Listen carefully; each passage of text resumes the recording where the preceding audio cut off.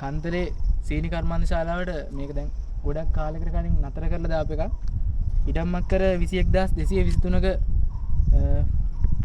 භූමි ප්‍රමාණයක පුරා මේක විහිදිලා තියෙනවා කියලා මේ සඳහන් වෙනවා. 1957 තමයි පටන් ගෙන තියෙන්නේ. ඇත්තටම ඉතින් අද අත්දලා තියෙන තත්ත්වය තමයි මේ පේන්නේ වටපිටාව බැලුවහම.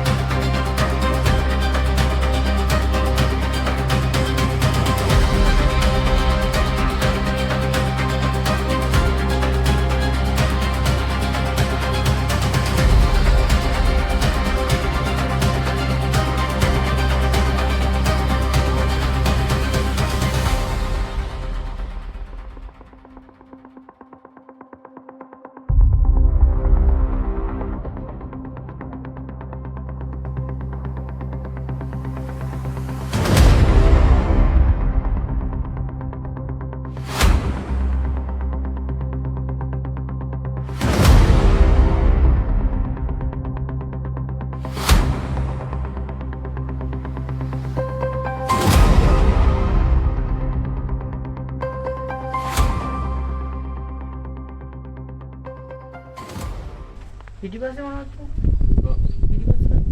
පිටිපස්සේ MTT වර්ක්ෂොප් එක අර පැත්තේ. සාතිනාරේ රත්වාහන ගරාජ් එකක් කරේ දින බරවාහන ගරාජ් එක. දෝසර රොම්ම. තව ගොඩක් දුරට තියෙනවා පල්ලෙහාට. එතකොට මේ ආයෙ පටන් ගන්නවා කියනවද මේක? නෑ තාම නෑ මුල්කාර. නෑ නේද. දැන් කොච්චර කාලද තියා වැඩ? මම ජොයින් තුනේ 1975. ඒ කාලේ ඉඳන් තාම ඉන්නවා. මේ තෙරගෙන කට්ටිය ඉන්නේ. ඔව් මේක ත්‍රිකුටිගේ කට්ටිය.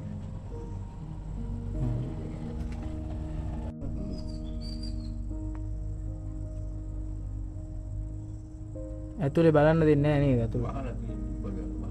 ආ එහෙමද? කැඩලා තියෙන අර වහල ඔක්කොම අර පේන්නේ වීදුරු වර්ෂයෙන් පේනකොට ඔව්. සීට් කැඩලා වඳුරු පැටලා. අර බර වාහන ගරාජ්නේ ඕක බලන්න. බරවානේ ඔතනින් ඔය පාරෙන් ගිහිල්ලා පොඩි පාලමක් තියෙනවා. ඒ පාලමේ වමට දාලා ආපහු පොඩි වංගුවක් තියෙන ඒ වංගුවෙන් දකුණට යනකොට බරවානේ එතන ලොකු දංගලක් තියෙනවා. පාරයිනෙම දාලා ඒ බයික් යන්න පුළුවන්ද? පුළුවන්. අතන බස් දෙකක් තියෙනවා නේද? ඔව් බස් දෙකක්. එතකොට ඇයි මෙයාලා ඉතින් ආයේ ඒව ගත්තේ නැත්තේ? ඒ කාලේ වැහුවට පස්සේ. ප්‍රයිවට් දුන්නානේ. ප්‍රයිවට් එකේ නෙමෙයි වැහුවේ මේක. ප්‍රයිවට් එක විකුණන රජ. ඔව් ප්‍රේමදාස මහත්තයා කාලේ.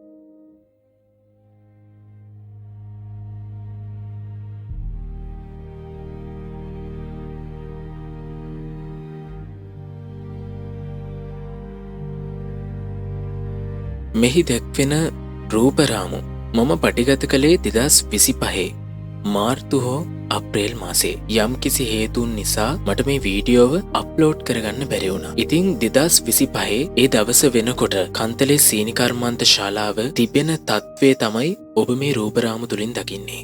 කන්තලේ සීනි කර්මාන්ත ශාලාවේ කටයුතු 80 දශකයේ අගභාගයේ වන විට ඇනහිටි අතර 1993 වසර වන විට එය පෞද්ගලික සමාගමක් වෙත පවරනු ලැබීය. අනතුරුව 1997 වසරේදී යලි රජයට පවරා ගනු ලැබූ සීනි කර්මාන්ත ශාලාව ප්‍රකෘති තත්ත්වයට ගෙන එන බවට පත්මන් සහ පැවති ආණ්ඩු මැතිවරණවලදී පොරොන්දු වූ බව ගම්වැසියෝ සහ දැනට ඉදිරිව සිටින සේවකයෝ පවසනවා. ඉතින් මේ කිසිම ආණ්ඩුවක් නැවත මේ දේවල් ගැන බලලා නැති බව තමයි මට නම් හැඟෙන්නේ. බැංකුවක් තිබ්බා, වෛද්‍ය මධ්‍යස්ථානයක් තිබ්බා, තැපැල් කන්තෝරුවක් තිබ්බා, සමාජ ශාලා දෙකක් තිබ්බා. නැතුව තිබ්බේ පිචර් හෝල් එකක් විතරයි. මේ කියන්නේ දැනට වසර 40කට පමණ පෙර කන්තලේ සීනි කර්මාන්ත ශාලාව සහ පැවති ශාස්ත්‍රීයත්වයේ පිළිබඳව එහි දැනට ඉදිරිව සිටින සේවකින් දක්වන අදහස්. මේ කරුණු ටික මම උපුටා ගත්තේ bbc.com වෙබ්සයිට් එක තුලින්. ඉතින් අවුරුදු 40කට පමණ පෙර තිබූ සීනි කර්මාන්ත ශාලාව සහ එහි වටපිටාව තුල තිබූ මේ දේවල් අද වෙනකොට නැත්තේ කුමක් නිසාද?